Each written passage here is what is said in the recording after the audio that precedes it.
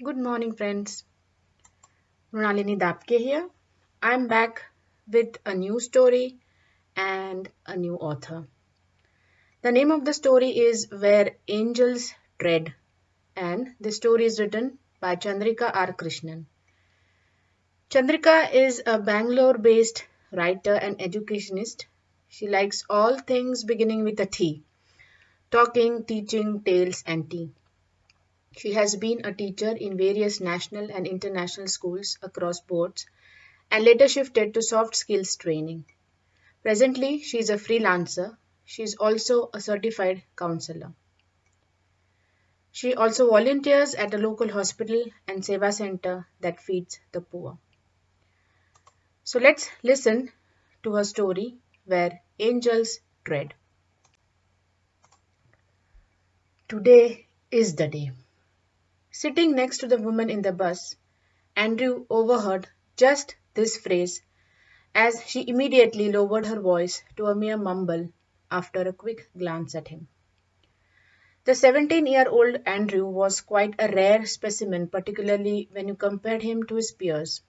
For one, he wasn't attached to the oxygen generating mobile phones, and neither did he have music blasting into his ear through a Bluetooth or a headset. On the contrary, his head was raised from his crotch, so to speak, and he was looking out at the world passing by. Pursuing human psychology, he enjoyed striking a conversation with strangers. He was also addicted to gory crime fiction and he allowed his imagination to soar. Today is the day you will come to know that we mean business, he scoffed, knowing he could do better. Today is the day you will receive her body.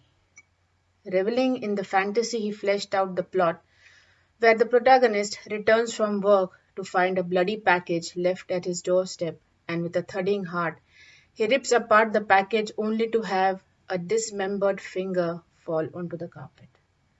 Brought back to the present, he realized that he had unconsciously let out a high pitched nervous gasp.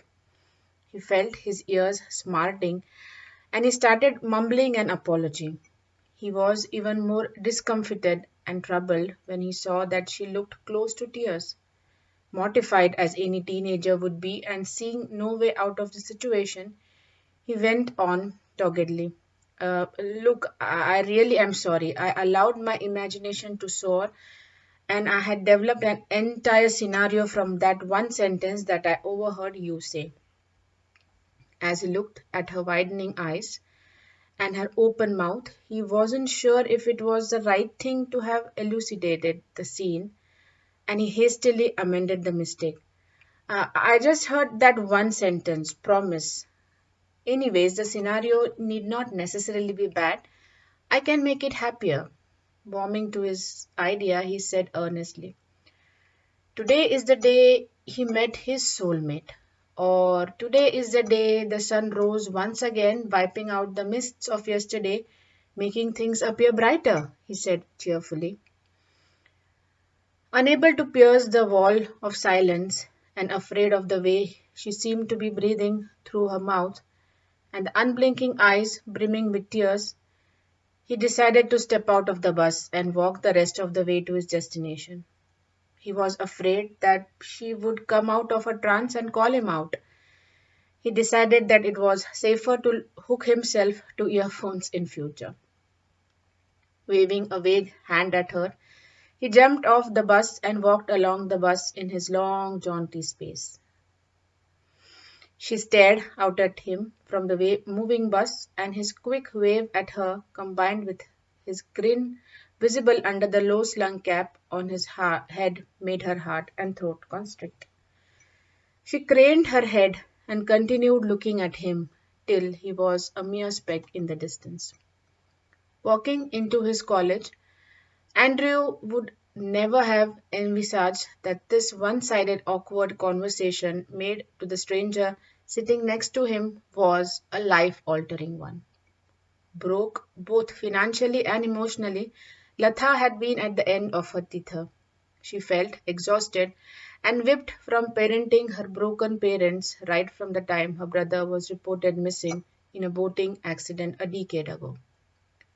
She took out her phone, only to realize that her only friend had made some 15 calls and left as many concerned voice messages, each subsequent message more hysterical than the previous ones. She smiled as she typed out, "Today is definitely not the day." Wiping away the tears, she thought, sometimes an inane conversation from a stranger who reminded you very much of your brother is all that you need to overcome that momentary despair. The problems remained as is, but she felt imbued with sudden strength that she would find solutions for her concerns, and the clouds parted as the sun warmed her face. So, people, how did you like the story? Isn't it heartwarming? You meet someone, and that person suddenly changes your life, and he leaves or she leaves unaware. Please let us know in the comments how did you like the story. Also share, subscribe our channel Vaachan Ranjan, and we'll be surely back with a new story next week. Till then, happy listening, take care of yourself, and have a great day ahead.